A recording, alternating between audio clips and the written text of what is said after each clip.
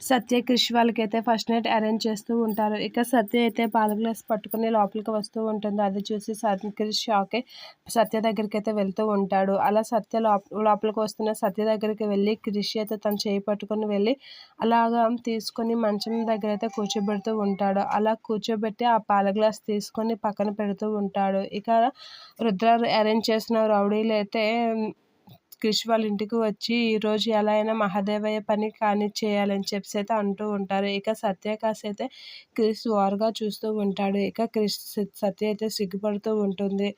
అలా సిగ్గుపడుతూ క్రిష్ అయితే సత్య దగ్గర అయితే సత్యని పట్టుకొని ముట్టుకుని అటైతే ఆడుకుంటూ ఉంటారు. అలా వాళ్ళిద్దరూ అలా ఒకరినొకరు చూసుకుంటూ ఆడుతూ ఉంటారు. ఇక రౌడీలైతే మహాదేవయ్య ఇంట్లోకి అయితే వస్తూ ఉంటారు.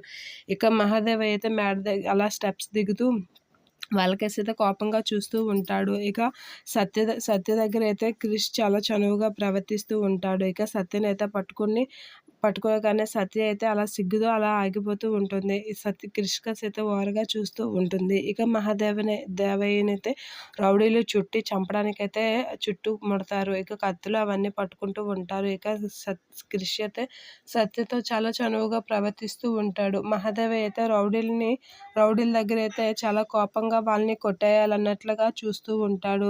క్రిష్ అయితే సత్య దగ్గర అలా తన దగ్గరికి అవుతూ తనకి ముద్దు పెట్టడానికైతే ట్రై చేస్తూ ఉంటాడు. మహాదేవయ్య అయితే అలా కోపంగా రౌడీలు కాసి చూస్తూ ఉంటాడు.